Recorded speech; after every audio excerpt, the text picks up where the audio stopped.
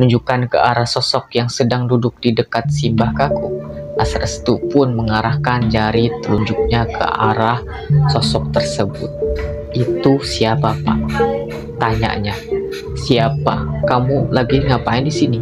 Assalamualaikum, balik lagi bareng Bebas Horor. Semoga kalian pada sehat terus ya. Kali ini gue bakal bawain cerita dari Mas Restu Wiraatmaja. Beliau itu sangat terkenal di kancah cerita horor, apalagi Twitternya viral terus. Makasih banyak buat Mas Restu udah ngasih gue kesempatan buat bawain salah satu ceritanya beliau. Langsung aja gasku, simak sampai selesai. Bagian 1, Pamali, Cirebon 2007. Katanya jika ada salah seorang dari kita yang meninggal dunia, kita dilarang untuk melihat, atau mungkin bagi yang memiliki sebuah pantangan, maka dilarang untuk menemuinya, walaupun itu adalah terakhir kali pertemuannya di dunia. Katanya, jika yang meninggalnya adalah seorang yang tersayang, maka itu akan menjadi orang yang meninggalnya tidak tenang dan ingin menemui kita lagi di dunia. Apapun itu, pantangan tetaplah pantangan. Semua pantangan yang sering terjadi di kehidupan kita adalah pantangan yang sering kali kita jumpa. Salah satunya adalah pamali. Mereka yang mungkin saja memiliki sebuah pantangan tertentu, rawan terkena pamali atau ketidakbolehan dalam hal apapun. Hal ini terjadi juga kepada Mas Restu di saat kakeknya meninggal dunia. Mereka menyebutnya Simbah Kakung. Simbah Kakung adalah orang yang penyabar. Dia termasuk orang yang memiliki hati yang lembut, penyayang, dan juga selalu mementingkan kepentingan keluarga. Simbah Kakung sendiri memiliki 12 orang anak, yang mana 8 diantaranya sudah meninggal dunia, dan hanya tersisa 4 orang akan diceritakan di Babad Ambruk Kepati. Dari keempat tersebut, 2 diantaranya merantau ke Cirebon, dan 2 lagi menetap di Pekalongan, Jawa Tengah. Dan pada kesempatan kali ini, gua akan menceritakan tentang pengalamannya Mas Restu saat melakukan sebuah ritual yang sangat mengerikan. Ritual itu bernama ritual jaga pocong. 1 tahun sebelum Simbah Kakung meninggal, tepat saat itu perkiraan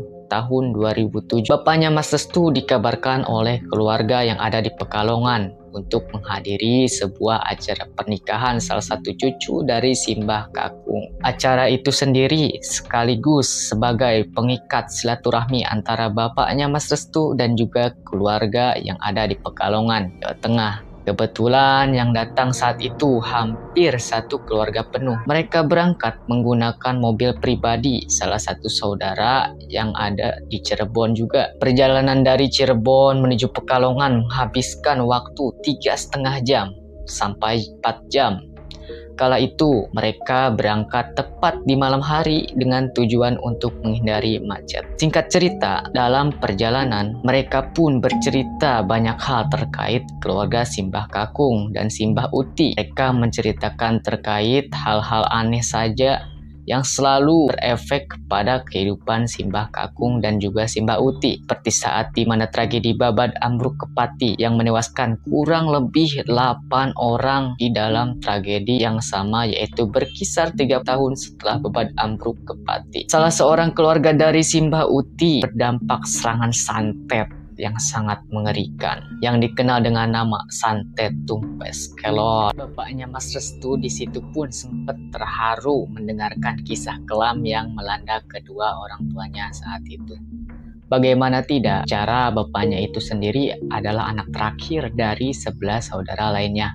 Dan saat bapak dilahirkan, kemungkinan besar saudara-saudaranya sudah memiliki jenjang waktu umur yang mendekati kepada maut. Perjalanan terus berlanjut. Sekitar pukul 11, mobil memasuki wilayah Tegal. Sebentar lagi akan menuju daerah Pemalang, Jawa Tengah. Lalu setelah melewati Pemalang, Jawa Tengah, mereka akan memasuki sebuah gapura perbatasan antara Pemalang dan Pekalongan. Itu bapaknya Mas Restu pun turun dan melanjutkan perjalanan ke sebuah desa yang mana letaknya terdapat desa lainnya. Pukul 1 pagi, mobil pun tiba di sebuah desa tempat Simbah Kakung dan juga Simbah Uti tinggal. Mereka semua turun dari mobil dan membawa semua barang-barang untuk selanjutnya diletakkan di rumah Simbah. Kebetulan Saat mereka datang, Simbah Uti dan juga Simbah Kakung sudah berdiri di hadapan mereka sembari menatap setiap cucu-cucunya yang ada baru saja datang dari Cirebon. Mas Restu dan kedua kakaknya langsung menyalami tangan Simbah. Berawal dari kakaknya yang pertama, Simbah hanya menatap dan mengusap rambutnya. Begitu pula dengan kakaknya yang kedua, Simbah hanya menatap dan mengusap rambutnya. Akan tetapi, begitu Mas Restu menyalami Simbah, ada perbedaan yang dia rasakan. Simbah bukan hanya menatap dan mengusap rambutnya, namun dia menundukkan badannya sembari mengatakan sesuatu kepada Mas Restu. "Nak, badanmu wangi sekali." Begitu ucap Simbah. Mas Restu yang saat itu belum mengerti apa artinya hanya tersenyum. Simbah pun membalas senyuman itu dengan mencium dahinya. Bapaknya Mas Restu yang melihat kejadian itu langsung mendekati ke arah Simbah dan bertanya maksud dari perkataan Simbah barusan. "Maksud Bapak kenapa, Pak?" Kata si bapaknya Mas Restu ini kepada Simbah. "Jangan sampai ketika aku sudah tidak ada, kamu tidak membawa anakmu yang paling terakhir." Begitupun bapaknya pun langsung terdiam mendengar kata-kata Simbah. Mereka pun langsung masuk ke dalam tatkala Simbah menggandeng ketiga cucunya secara bersamaan. Malam harinya mereka makan bersama. Keadaan desa yang dihuni oleh Simbah Kakung dan juga Simbah Uti itu sangat sepi. Mereka hampir tidak mendapatkan hiburan dan keramaian seperti halnya rumah mereka yang ada di Cirebon. Selesai makan, mereka semua beristirahat lebih cepat karena keesokan harinya akan ada acara besar di keluarga mereka. Tepat di pagi hari, bapaknya Mas Restu membangunkannya dan kedua kakaknya itu. Mereka semua bangun tepat matahari baru saja muncul ke permukaan. Mas Restu pun langsung buru-buru keluar kamar dan menengok Simbah yang sudah berada di luar sembari menatap langit. Mas Restu pun menatap pandangan yang sama seperti apa yang Simbah lihat saat ini. Tiba-tiba Simbah tengah percakapan mereka bilang, "Menjadi awan tidak harus terbang. Yang penting kalau kamu jadi orang baik, nanti kamu akan membuat orang nyaman berada di sekeliling kamu."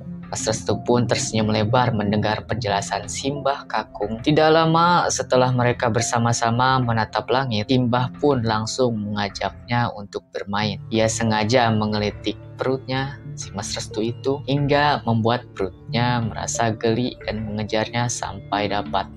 Mereka pun bermain-main di depan rumah sampai Simbah Uti sendiri hanya geleng-geleng kepala saat melihat kelakuan Simbah Kakung saat bermain dengan dia. Sampai tiba-tiba Simbah ngomong ngajakin main ke sawah dan gak lupa menasehati jangan kebanyakan main nanti badannya hitam, kata Simbah. Mas Restu pun tertawa saat Simbah mengatakan jika akan memiliki kulit hitam saat sering bermain. Rasanya Simbah Kakung sangat nyaman dan senang saat bersama dengan dia. Semua beban yang mungkin saja Simbah rasakan kini berkurang secara perlahan. Setelah selesai bermain, Simbah Kakung, bapaknya pun menyuruh untuk sarapan terlebih dahulu. Karena kebetulan sore ini akan ada acara. Simbah Kakung pun meminta pada bapaknya Mas Restu itu dan ngomong, "Jangan bawa cucuku ke pohon salak itu, banyak setannya," ucapnya. Bapaknya Mas Restu langsung mengangguk paham. Dia tahu pepohonan salak mana yang dimaksud oleh Simbah Kakung itu sendiri. Karena kebetulan desa ini masih asri, pepohonan salak masih tumbuh dengan liar di dekat rumah warga. Namun walau begitu, banyak warga yang enggan mendekati pepohonan salak tersebut karena dinilai sangat angker dan banyak penunggunya. Singkat cerita, tepat di sore hari, bapaknya pun mengajak Mas Restu dan kedua kakaknya untuk menuju acara tempat pernikahan itu. Kebetulan di sana sepupu bapaknya yang menikah. Belum banyak keluarga yang berdatangan. Ada yang lebih mengesankan adalah acara pernikahan ini sangat ramai. Ramainya acara pernikahan di desa disebabkan oleh acara orkes seperti organ tunggal. Banyak orang yang rela menunggu sampai malam suntuk untuk melihat para biduan bernyanyi dan menghibur para warga desa. Acara selesai hingga jam 10 malam. Saat itu mereka sudah mengantuk. Bapaknya pun mengajak Mas Restu dan kedua kakaknya untuk pulang karena sudah larut malam. Tepat mereka saat pulang ke rumah, Mas Restu melihat Simbah Uti sedang duduk di ruangan depan bersama dengan Simbah Kakung. Sepertinya mereka berdua menunggu kehadiran dari Mas Restu dan kakaknya yang lain. Raut wajah mereka melihat mereka berdua bertiga langsung tersenyum lebar. "Sudah selesai, Nak?" tanya Simbah Kakung. "Udah, Mbah," ucapnya. Bapaknya Mas Restu pun langsung mengantarkan mereka masuk kamar. Setelah selesai, bapaknya pun kembali keluar dan mengobrol bersama dengan Simbah Kakung dan juga Simbah Uti. Entah obrolan apa yang sedang mereka bahas, tapi Mas Restu sendiri mendengar percakapan mereka dengan menggunakan bahasa Jawa. Bahasa Jawanya itu bahasa Jawa Pekalongan yang sangat khas dengan logatnya. Bapaknya Mas Restu dan Simbah mengobrol hingga jam 12 malam. Saat itu Mas Restu sudah tertidur pulas bersama dengan kedua kakaknya karena kamar sudah ramai. Bapaknya Mas Restu pun langsung tidur di luar, sedangkan Simbah Kakung dan Simbah Uti mereka tidur di kamar mereka sendiri. Keesokan harinya, bapaknya Mas Restu pun pamit untuk pulang ke Cirebon karena semua anak-anaknya harus berangkat sekolah. Namun, saat bapaknya ingin meminta izin kepada Simbah Kakung melarang bapaknya untuk pulang. Alasannya, ada sesuatu yang harus dikerjakan oleh bapaknya di rumah Simbah Kakung sendiri. Alhasil, Mas Restu dan kedua kakaknya pun pulang bersama Pak De Bini, yang kebetulan dia juga akan pulang pada hari itu juga. Mereka tiba di Cirebon pukul 1 siang, dan 1 hari setelahnya bapaknya Mas Restu pun pulang ke Cirebon sembari membawa beras dan makanan lainnya untuk keluarga. Cirebon, Desember 2007. Mereka melakukan aktivitas seperti biasanya di setiap hari. Bapaknya bekerja sebagai pedagang tempe di sebuah pasar di kota Cirebon. Ibunya menjaga adiknya Mas Restu yang paling bungsu, sedangkan Mas Restu dan kedua kakaknya masih bersekolah. Berkisar di bulan Desember, bapaknya mendapatkan kabar bahwa Simbah mulai jatuh sakit. Beberapa kali bapaknya juga dimimpikan oleh Simbah Kakung untuk segera kembali ke Pekalongan. Hal ini seperti pertanda orang yang akan dijemput oleh kematian. Bapaknya Mas Restu merasa Simbah Kakung tidak akan hidup lama lagi karena pertanda demi pertanda selalu dirasakan olehnya. Karena itulah ia pun meminta kepada seluruh anak-anaknya untuk melakukan doa bersama agar Simbah Kakung diberi kesehatan dan panjang umur selalu. Tepat di malam pergantian tahun baru, bapaknya kembali dimimpikan oleh Simbah Kakung. Dalam mimpinya tersebut, Simbah Kakung mendatangi bapak sembari menangis dan berkali-kali meminta kepada bapaknya agar segera menjenguknya di Pekalongan. Bapaknya tahu ini adalah welingan atau sebuah petunjuk agar dirinya menjenguk Simbah Kakung di Pekalongan. Perlahan, welingan atau petunjuk itu menjadi sebuah kekhawatiran dalam diri bapaknya Mas Restu sendiri. Hampir setiap hari, bapaknya itu tidak bisa tidur karena memikirkan Simbah Kakung yang masih sakit. Untuk menghilangkan rasa kekhawatirannya, bapaknya pun akhirnya menganggedakan untuk pergi ke Pekalongan pada bulan Januari tahun 2008. Akhirnya selama tepat di bulan Januari 2008, bapaknya pun memutuskan untuk pergi ke Pekalongan untuk menjenguk Simbah Kakung di Pekalongan. Namun, saat dimana pemberangkatan itu ingin berlangsung, bapaknya Mas Restu mendengarkan kabar yang kurang mengenakan dari pihak keluarga yang berada di Pekalongan tersebut. Mereka memberitahu akan kabar terkait keadaan dari Simbah Kakung, yang artinya Simbah sudah meninggal. Mendengar itu, pemberitaan itu, bapaknya Mas Restu pun hanya terdiam sembari merenung setelah mendengar kabar yang begitu menyakitkan sekaligus memilukan di dalam hatinya itu. Berita itu pun tersebar ke keluarga lainnya termasuk Mas Restu yang saat itu baru saja pulang dari sekolah. Ibunya pun memberitahu kepadanya jika Simbah Kakung sudah meninggal dunia karena sakit. Mas Restu yang mendengar kabar itu langsung merasakan kesedihan yang sangat mendalam.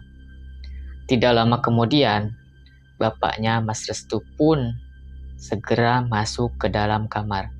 Bapaknya melihat Mas Restu yang sudah meneteskan air mata karena merasakan kesedihan yang sama, seperti apa yang bapaknya rasakan itu.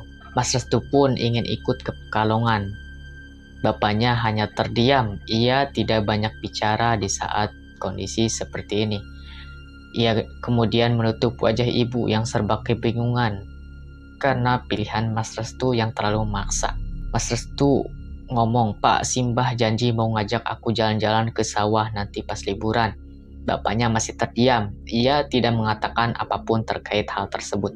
Tidak lama setelah itu, air mata bapaknya menetes dan jatuh ke lantai. Bapak merasakan apa yang sedang Mas Restu rasakan saat itu juga. Kesedihan yang menjadi satu dalam kerinduan yang terbalut akan keinginan untuk tetap bersama-sama lagi. "Aku mau lihat wajah Simbah. Pak, aku mau lihat Simbah dikubur." Bapak pun akhirnya mendekatinya. Ia kemudian memeluk Mas Restu secara perlahan sembari membisikkan sesuatu kepadanya. "Simbah kangen sama kamu." Mendengar kalimat itu, Mas Restu pun langsung menangis.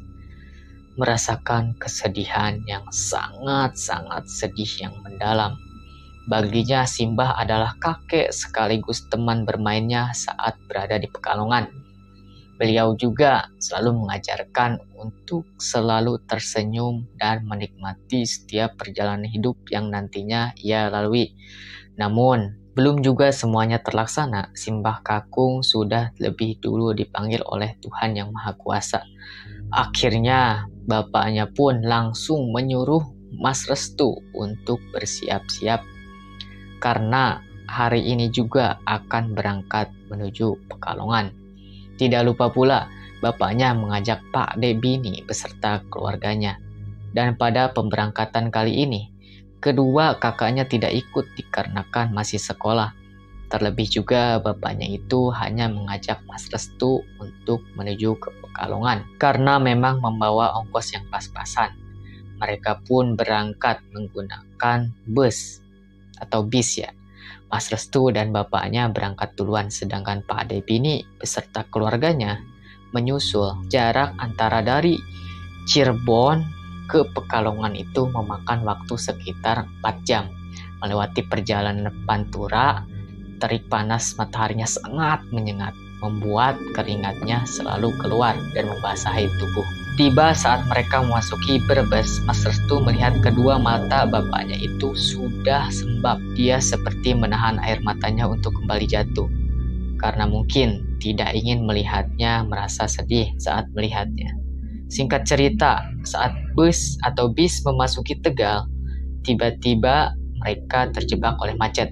Mungkin ada perbaikan jalan saat itu hingga membuat banyak kendaraan yang terjebak di satu area hingga berlomba-lomba untuk membunyikan klakson-klakson mereka. Setengah jam kemudian, mobil pun kembali melanjutkan perjalanan untuk menuju ke daerah Pemalang. Di sini, bapaknya tidak sengaja membangunkan Mas Restu.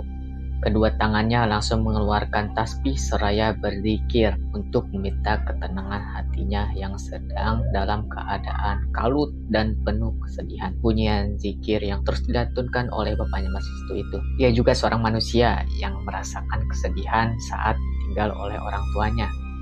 Bapaknya sengaja terlihat kuat di depan anaknya, tidak ingin menunjukkan kesedihannya yang saat ini, padahal hati bapaknya sangat hancur dan remuk tatkala mendengar pemberitaan kematian Simbah Kakung. Bapaknya menyesal karena tidak bisa melaksanakan welingan atau petunjuk yang sudah diketahuinya lewat mimpi. Perjalanan berlanjut saat dimana sudah memasuki Gapura, perbatasan antara Pekalongan dan Pemalang. Bapaknya pun segera membangunkan Mas Restu. "Endung, bentar lagi sampai." Mas Restu pun langsung terbangun. Mendengar kalimat endung atau nak adalah sebuah panggilan yang membuatnya langsung teringat akan Mbah Kakung atau Simbah Kakung itu.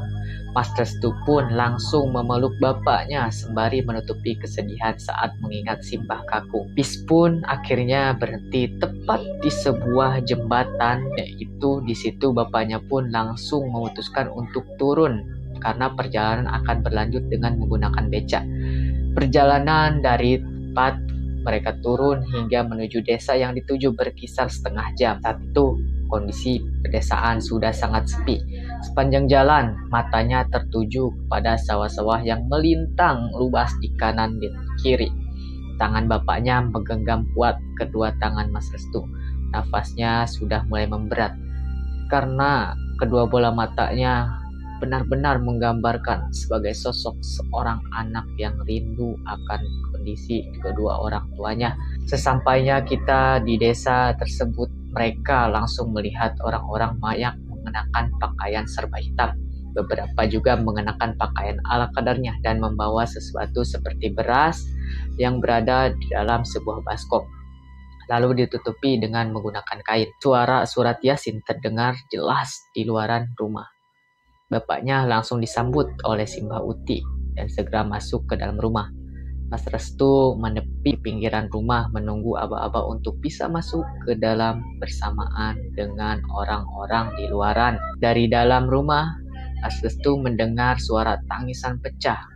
Tapi itu bukan suara bapaknya. Sepertinya itu adalah suara budeknya. Bude itu adalah kakak perempuan dari bapaknya. Mereka pun langsung memaksa masuk dan Mas Restu memaksa masuk ke dalam untuk mengetahui apa yang sedang terjadi. Namun saat Mas Restu ingin menerobos masuk ke dalam, Simbah Uti melarangnya untuk masuk ke dalam rumah juga.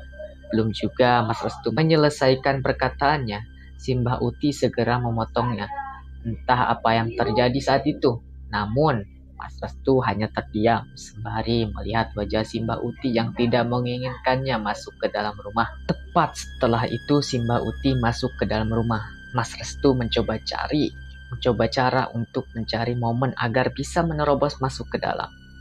Tujuannya adalah saat itu satu, yaitu hanya ingin melihat wajah Simbah Kakung yang sudah direbahkan di sebuah amben atau tempat tidur. Saat Simbah Uti meyakini jika dia tidak akan masuk ke dalam rumah, Mas Restu pun langsung memanfaatkan kesempatan itu untuk masuk ke dalam dengan menerobos keramaian orang yang sudah berdiri di depan pintu. Permisi, permisi, ucapnya dengan lirih. Saat dia berhasil menerobos keramaian orang yang dan masuk ke dalamnya, dia pun melihat bapaknya yang sedang berada di depan amben atau tempat Simbah Kakung direbahkan. Akan tetapi matanya itu tertuju kepada sesuatu yang aneh di amben tersebut. Tanpa sadar dia melihat seseorang yang sedang terduduk di amben tersebut sembari menundukkan wajahnya. Karena penasaran, Mas Restu pun perlahan mendekat untuk melihat lebih jelas siapa orang yang sedang duduk di amben tersebut, tepat di mana Simbah Kakung direbahkan. Saat di mana jaraknya sudah sedikit dekat dengan amben tersebut, tubuh dia pun langsung merinding seketika di saat mengetahui sosok yang duduk di amben tersebut. "Pak," ucapnya.